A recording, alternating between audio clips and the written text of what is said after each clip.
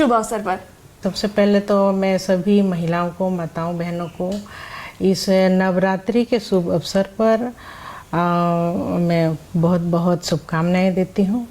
मेरा बचपन जो बीता है वो उड़ीसा के मयूरभंज ज़िला में, और मैं बहुत साधारण से फैमिली में थी, जो कि बचपन जो बीता है गांव में बीता है। और गांव के बच्चे को तो आप जानते हैं किस तरह से उनका परिवेश रहा है, उनका स्कूली पढ़ाई वढ़ाई सब कुछ हम लोग भली भांति जानते ही है। और उसके बाद मेरी पढ़ाई हुई गुवाहाटी में, जो कि हाई स्कूलिंग किए हैं और कॉलेज किए। और उसके बाद से फिर से मैं उड़ीसा में, कटक में, वहाँ से मैंने ग्रेजुएशन कंप्लीट तो नहीं हो पाया, और शादी भी क्योंकि जल्दी ही हो गई थी। और इस तरह से मैं। कैसा संघर्ष रहा आपकी ज़िंदगी में यहाँ तक पहुँचने के लिए? परिवार वालों का कितना साथ मिला? संघर्ष हमको बहुत करना पड़ा, क्योंकि जल्दी शादी हो जाना। और पहले तो मैं हाउसवाइफ थी, मेरे हस्बैंड तो पॉलिटिशियन का मतलब कि उनको टाइगर कहा जाता था, ठीक है। और मैं पूरे तरह से उसके विपरीत, कि हमको पॉलिटिक्स का ABCD कुछ भी नहीं आता था, और हमने कभी सोचा ही नहीं था कि ऐसे घटना हो जाएगी। ऐसे स्थिति में वो सारे माहौल को संभालना और अपने आप को भी संभालना, बच्चों को भी संभालना, और एक परिवार रहती है।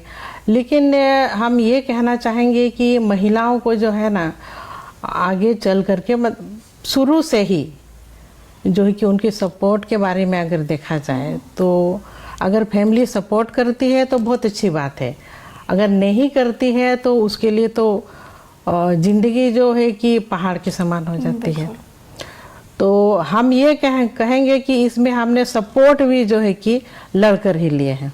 मेरे हस्बैंड के इस तरह मतलब अचानक बीच में उनका निधन हो जाना, और बच्चे छोटे होना, और किस तरह से हमने अपने आप को संभाला, कैसे बैलेंस कैसे किया आपने कि दोनों चीज़ों को साथ लेके चलना है? देखिए, शुरू में तो हमको बहुत ही ज़्यादा मतलब तकलीफ़ हुआ, लेकिन एक क्योंकि मैं जानती भी नहीं थी कि पॉलिटिक्स कैसे किया जाता है, कुछ भी नहीं जानती थी। अब ऐसे में बच्चों को भी देखना और हमको भी पॉलिटिक्स करना जी।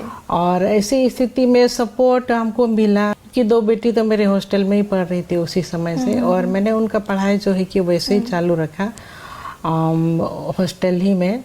और इसके बाद एक बेटी मेरे पास रहती थी, तो उसके लिए छोटी थी कि ज़्यादा दिक्कत होता था। तो ऐसे ही सारे परेशानियों के बीच में थोड़ा समय बीतते गया। तो बच्चों का कितना योगदान रहा आपके इस राजनीति के करियर में? फादर इन लॉ है गुरुजी बाबा, तो उनका उस तरह का सोच, और मेरे हस्बैंड उनका सोच पूरा जो बच्चों में है पूरे तरह से है, तो ऑटोमेटिकली आ जाता है कि नहीं हम लोग भी कुछ करें, पापा जैसे कुछ काम करें, ताकि हम लोग भी मतलब यहाँ के लोगों को मतलब सेवा दे सके। और क्योंकि हम लोग जिस तरह के फैमिली से हैं, बाबा ने ही मतलब झारखंड को अलग राज्य बना, इतना मतलब फाइट करके, इतना लंबा संघर्ष करके जब इतना मुकाम तक हम लोग पहुँच गए हैं, तो फिर इसको क्यों इस तरह से छोड़ देना है। तो सब कोई मिल करके हम लोग अपने पार्टी को आगे बढ़ाएं। आपकी ज़िंदगी का कोई ऐसा वाकया जो आप कभी भूल नहीं सकती, जो आपके साथ बीता हो, जो आपको हमेशा एक सीख देता हो? बहुत सारा ऐसा मतलब चौंकाने वाली, धमाकेदार, कई बार हमको मतलब ऐसा लगा कि मतलब हमेशा ही मेरे सामने चुनौती भरी जो है कि वाकया हुए हैं। हर चीज़ में चुनौती, आपको हर चीज़ में लड़ना है। तो हम समझते महिला को क्या हर चीज़ में मतलब लड़ना ही पड़ेगा, लड़ के मतलब, और वो भी ज़बरदस्त लड़ना है आपको। ऐसे नहीं लड़ना है कि आप हल्का फुल्का लड़ करके कुछ पा लिया, मतलब ज़बरदस्त। और आज की महिला जो है कि महिलाओं को देखा जाए तो आज की नहीं, हम इतिहास को अगर झांक करके देखते हैं तो इतिहास में भी पाएंगे कि महिलाएं कितनी लड़ करके, जरूरत पड़ी तो सभी महिलाएं लड़ी है। बिल्कुल। रानी लक्ष्मीबाई को देखिए, वो अपने मतलब छोटे बच्चा को पीठ में बांध करके निकली थी। सावित्रीबाई फुले देखिए, उस जमाने में कौन पढ़ता था, हमारी महिला उस समय जो है कि महिलाओं की क्या स्थिति थी, 4 दीवारों में रहते थे महिला, जी। और वहाँ से उनका बाहर निकलना मुश्किल है। महिलाओं को भी ये बताना चाहेंगे कि महिला अकेले हैं, आपको अकेले लड़ना है, बिल्कुल। आपके साथ कोई नहीं है, आप अकेले ही कितना लड़ सकते हैं और अकेले लड़ाई के दम पर आप कितना जीतने सकेंगे। जब ये आपके पति का देहांत हुआ था और अचानक से आपको जब प्रवेश करना पड़ा इस क्षेत्र में, राजनीति के क्षेत्र में, उस वक्त आपको कैसा लगा था? आप क्या सोच रही थी, कैसे करूंगी आगे, कैसे संभालूंगी ये सारी चीज़ों को? 2009 में मेरे हस्बैंड जो है, मतलब मई महीना में उनका जो देहांत हो गया था, और इसके बाद 9 के एंडिंग में जो है कि इलेक्शन होना है जी। तो बताइए कितना समय हुआ। बिल्कुल।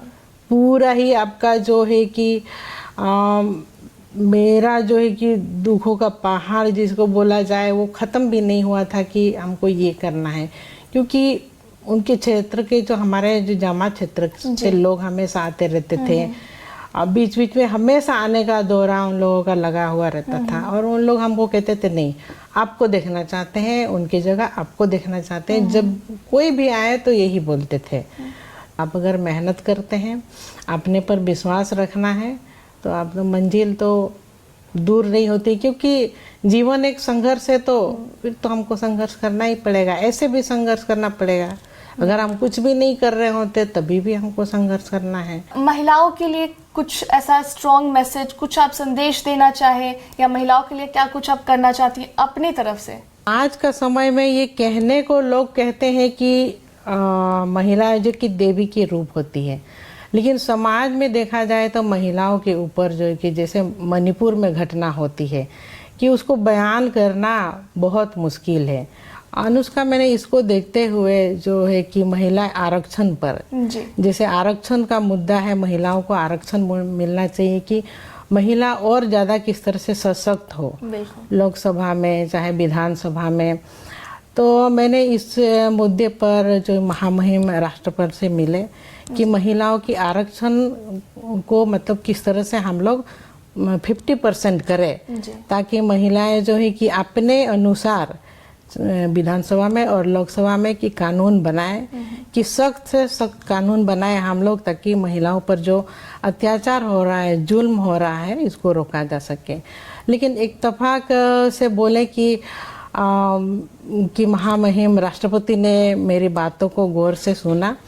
हम लोग कम से कम 1 घंटा बात किए, और इसके बाद से एक ही महीना के अंदर में जो है कि अगस्त में हम 25 तारीख को मिले थे, और सितंबर में 18 तारीख को विशेष सत्र लागू कर दिया गया। और इस विशेष सत्र में हम मतलब सोच भी नहीं सकते थे कि महिला बिल पर चर्चा होगा, और महिला बिल जो है कि पास हुआ और 33% आरक्षण मिला। इसके लिए हम महामहिम राज्यपाल को बहुत बहुत धन्यवाद देते हैं, और आने वाले दिन में हम लोग लोकसभा में और विधानसभा में महिलाएं जो है कि और भी संख्या बढ़ेगी, ताकि अपनी मजबूती को हम लोग वहाँ रखेंगे, और जो महिलाओं के पक्ष में कानून बनेगा, सख्त से सख्त कानून, और इसी के माध्यम से हम लोग जो है कि महिलाओं के ऊपर जो अत्याचार हो रहा है इसको हम लोग रोकने सकेंगे। जी, एक और लास्ट जो आखिरी सवाल ये रहेगा कि आप महिलाओं को क्या बोलना चाहेंगी, कैसे, जिस तरीके से आपने मणिपुर की बात को रखा कि मणिपुर में ऐसी घटना हुई थी, तो कैसे जैसे महिलाओं को आप क्या बोलना चाहेंगे कि अपने आप को सशक्त कैसे करें, कैसे जो है इन सभी चीज़ों को का सामना कैसे करें जब ऐसे कुछ वाक़या उनके साथ होती हैं? तो देखिए, समाज जो है कि समाज तो जो बना हुआ है रीति रिवाज वो तो अभी तक चल ही रहा है। समाज को जो है कि महिलाओं को जो है कि इनको बढ़ने नहीं दिया जाए, ठीक है। घर में भी, घर से भी अगर कोई महिलाएं मतलब ज़्यादा बढ़ जाती हैं तो भाई घर ही में ही उनके दुश्मन पैदा हो जाते हैं। बाहर तो दुश्मन है ही, तो घर ही में दुश्मन पैदा हो जाते हैं।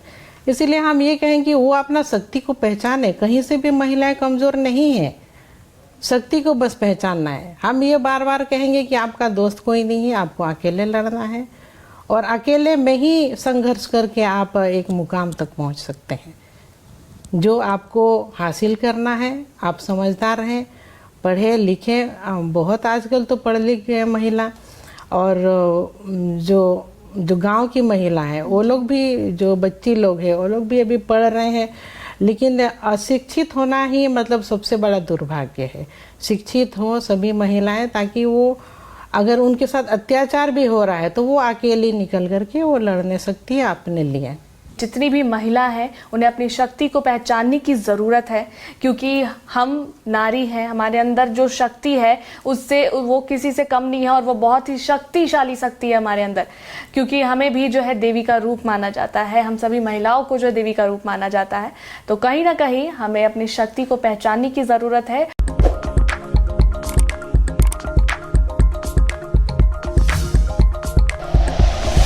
Like and share videos, subscribe करें हमारा चैनल और प्रेस करें बेल आइकॉन। न्यूज़ 11 भारत, सच है तो दिखेगा।